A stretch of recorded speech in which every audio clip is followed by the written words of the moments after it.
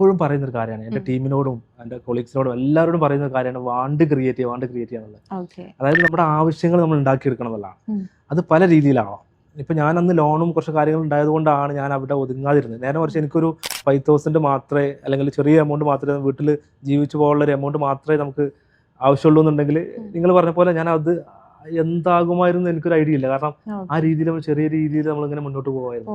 പക്ഷെ എനിക്ക് കുറേ ആവശ്യങ്ങൾ ഉണ്ടായിരുന്നു. ലോൺ ആണെങ്കിലും മറ്റുള്ള കാര്യങ്ങളാണെങ്കിലും കുറിയൊക്കെ ഉണ്ടല്ലോ, ഇഷ്ടം പോലെ ഞാൻ എന്ത് ചെയ്തിട്ടുണ്ട്, ഇങ്ങനെ ചേർന്ന് വെച്ചിട്ടുണ്ട്. അതൊക്കെ തിരിച്ചടവ് അല്ലെങ്കിൽ അതിലേക്ക് നമ്മൾ അടച്ചുകൊണ്ടിരിക്കണമല്ലോ. അങ്ങനെ കുറെ ആവശ്യങ്ങൾ ഉണ്ടായതുകൊണ്ടാണ് എന്ത് ചെയ്തിട്ടുള്ളത്, ആ പൊട്ടൻഷ്യൽ അവിടെ പുറത്ത് വന്നത്. അപ്പൊ ഞാൻ എപ്പോഴും പറയാനുള്ള ഒരു കാര്യം എന്ന് വെച്ചാൽ നമ്മൾ വാണ്ട് നമ്മൾ ക്രിയേറ്റ് ചെയ്യണം എന്നുള്ളതാണ്.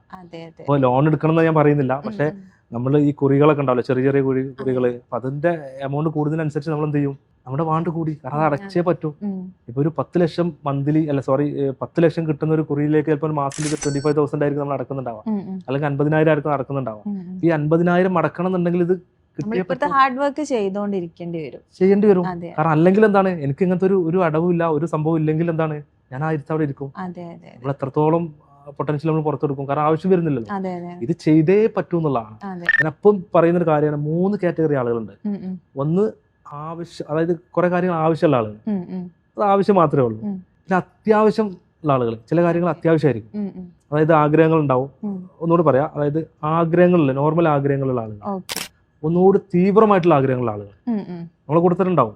ആഗ്രഹങ്ങളുള്ള ആളുണ്ടാവും, തീവ്രമായിട്ടുള്ള ആഗ്രഹങ്ങളുള്ള ആളുണ്ടാവും. മൂന്നാമത്തെ ഒരു കാറ്റഗറി ഉണ്ട്, നേടിയേ പറ്റൂ എന്നുള്ള കാറ്റഗറി. ആ കാറ്റഗറിയിലായിരുന്നു ഞാൻ. ആഗ്രഹങ്ങളുള്ള ആളുകൾക്ക് ക്വിറ്റ് ചെയ്യാം, തീവ്രമായിട്ട് ആഗ്രഹമുള്ള ആളുകൾക്ക് ആഗ്രഹം മാത്രമാണ്, അവിടെ പ്രശ്നങ്ങളില്ല, ആഗ്രഹിച്ച് കിട്ടിയിട്ടില്ലെങ്കിലും ഓക്കെ. പക്ഷെ എന്നെ സംബന്ധിച്ച് കിട്ടിയേ പറ്റൂ എന്നുള്ളതാണ്. അപ്പൊ ആ മൂന്നാമത്തെ കാറ്റഗറിയിലായതുകൊണ്ടാണ് അവിടെ നമ്മളെ പൊട്ടൻഷ്യൽ പുറത്ത് വന്നത്. മാക്സിമം നമ്മൾ മനഃപൂർവ്വം മൂന്നാമത്തെ കാറ്റഗറിയിലാകാൻ വേണ്ടി ട്രൈ ചെയ്യാം.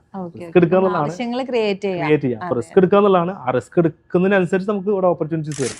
എടുക്കുന്നില്ലെങ്കിൽ നമ്മൾ കംഫർട്ട് സോണിൽ പോയി നമ്മൾ സുഖമായിട്ട് അങ്ങനെ ജീവിച്ചു പോവാം.